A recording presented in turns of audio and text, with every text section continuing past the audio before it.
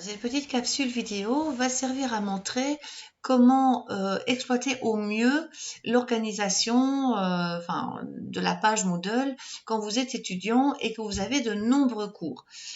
Donc dans le cas de cette étudiante, c'est particulièrement pertinent parce que elle est inscrite dans plein de cours que vous voyez défiler ici.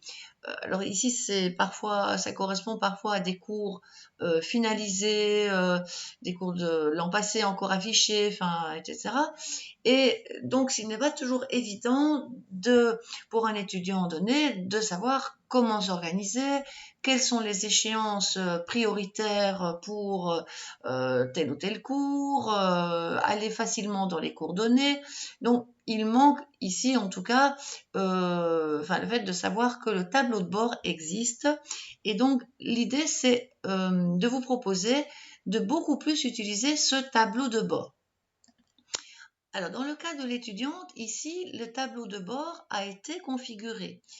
Il est configuré de façon à avoir le calendrier en mini, le petit calendrier en tête de gondole, d'avoir la vue d'ensemble des cours qui sont mis en favori. Donc là, ce sont les cours que l'étudiante a encore maintenant. Donc là, il y a moyen de gérer ça. On en reparlera.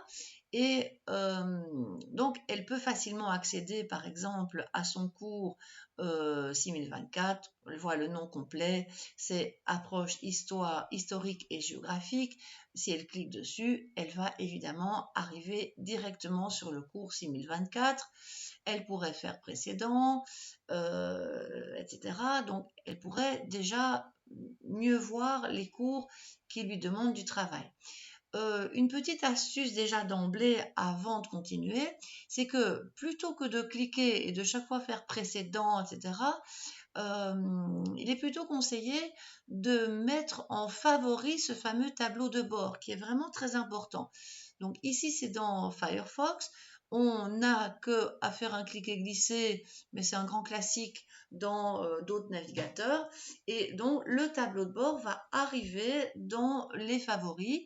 Donc, si l'étudiant dit tiens, je dois aller étudier le cours 6024, mais dans ce cas, soit elle clique dessus, elle arrive dessus, mais n'a plus le tableau de bord, elle peut le retrouver quand elle veut en cliquant sur tableau de bord dans les favoris.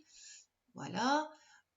Mais une autre façon peut-être de s'organiser encore plus élégante, ce serait de dire voilà, je voudrais en fait ouvrir, donc de faire un clic droit, clac, peu importe comment vous faites, ouvrir le menu contextuel et dire voilà, je veux ouvrir le lien dans un nouvel onglet. Ça, c'est probablement plus efficace parce que à la fois on garde son tableau de bord qui est vraiment, il dit, le nom explique bien ce que c'est, et elle peut alors du coup dans un autre onglet afficher le contenu du cours 6024 où il y a des choses à étudier, des liens différents qu'on a évoqués dans d'autres capsules, comme des dossiers avec des fichiers, des devoirs, que sais-je. Donc, je vais retourner dans le tableau de bord. Donc, voilà la liste de ces cours qui sont marqués d'une petite étoile. D'où ça vient? En fait, parce qu'on les a marqués comme favoris. Là, en fait, je ne vais pas trop entrer dans les détails dans chaque explication, mais en fait, normalement, vous pouvez afficher tous les cours dans ce bloc vue d'ensemble. Voilà, donc ils sont tous affichés. Okay. Et en fait, évidemment, si certains ne vous intéressent plus, évidemment, il sera toujours temps de soit de les retirer de l'affichage, soit si justement vous en avez oublié un dans la foulée, les marquer comme favoris. Et alors après, quand on activera le filtre favoris, voilà, n'apparaîtront vraiment que les cours que vous souhaitez voir apparaître. Ça, c'est bien le principe. Alors, au niveau de ce bloc vue d'ensemble des cours, il y a aussi quelque chose à dire, c'est que, en fait, ici, il n'apparaît pas comme ça d'emblée chez vous. Il apparaît probablement sous forme non pas de liste, mais de cartes. Alors, les cartes, c'est bien sympathique, donc ça peut être sympa si le professeur, par exemple, a prévu de mettre une image pour illustrer son cours, etc. Mais sinon, vous avez des motifs prédéfinie et en plus on ne voit pas le nom complet du cours. Donc tout compte fait, autant peut-être mettre liste. Résumé n'est pas top, je vais vous le montrer dans un instant. Là, bof, enfin ça donne un horaire, mais ce n'est pas fantastiquement lisible. Je pense que liste est plus adéquat pour un étudiant. Dans la foulée, je profite de montrer que quand il y a des suivis d'achèvement dans un cours, donc des devoirs avec des coches, hein, quand le devoir est fait, il y a un coche vert pour dire que, comme une checklist, que tout est fait. Bien ici, dans ce cas-ci, on verrait que l'étudiante est à 33%, au tiers de son parcours pédagogique dans le cours d'épreuves intégrées. Elle a une vision claire de où elle en est.